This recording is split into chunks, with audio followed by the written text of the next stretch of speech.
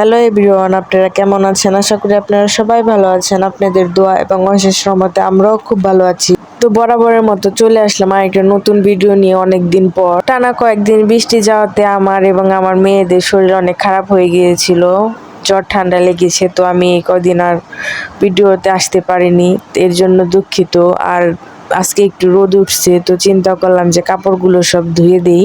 তো ধুয়ে আমি ছাদে নিয়ে আসছি ছড়ানোর জন্য। ছাদের উপরে এসেও দেখি যে অনেকে কাপড় ছড়িয়ে রেখেছে, তো ওদের কাপড় দেখলাম যে শুকিয়ে গেছে। তো ওদের কাপড় আবার আমি গুছিয়ে রাখলাম, গুছিয়ে আবার আমি আমার কাপড়গুলো শুকাতে দিচ্ছি।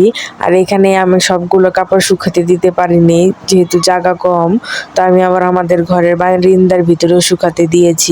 বৃষ্টি যেমন মানুষের ভালো লাগে, সেরকম খারাপও লাগে। একটানা বৃষ্টি হলে কিন্তু ভালো লাগে না, ঘর থেকে বের হওয়া যায় না, কাপড় টাপড় শুকাতেও দেওয়া যায় না। যাদের বাচ্চা আছে তাদের তো একটু সমস্যায় পড়ে যায়, তারা কাপড় চোপড় নিয়ে শুকানো নিয়ে।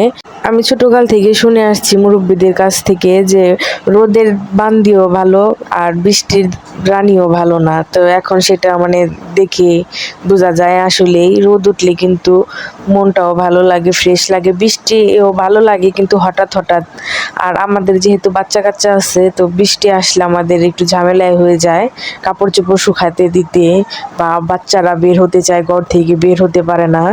আমাদেরও ভালো লাগে। আমার কাপড় চোপড় ধুতে ধুতে 12টা বেজে গেছে, তো দুপুরে রান্নার টাইম হয়ে গেছে। তো আমি প্রথমে নিচে নেমে ভাতটা বসিয়ে দিলাম। ভাতটা বসে আজকে দুপুরে গরুর মাংস রান্না করব। তো আমি আপনাদের ফুল ডিটেলসে গরুর মাংস রান্না করাটা দেখাতে পারলাম না, যেহেতু আবারও বৃষ্টি পড়তেছিল। দেখতেই পারছিলেন যে যখন আমি সকালে কাপড় নেড়ে দিতে গেছিলাম তখন কিন্তু রোদ আসছিল, কিন্তু আমি যখন রান্না বসাই তখন কিন্তু আবারও বৃষ্টি আসছিল।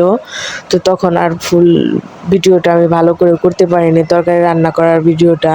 তো যতটুকু করেছি সবাই দেখবেন, দেখে ভালো লাগলে আমাকে অবশ্যই বলবেন। তো আশা করি আজকে আপনাদের কাছে আমার ভিডিওটা খুব ভালোই লাগবে। তো সবাই ভালো থাকবেন, সুস্থ থাকবেন, আমাদের জন্য দোয়া করবেন। আর কোনো ভুল ত্রুটি হলে আমাকে ক্ষমা দৃষ্টিতে দেখবেন।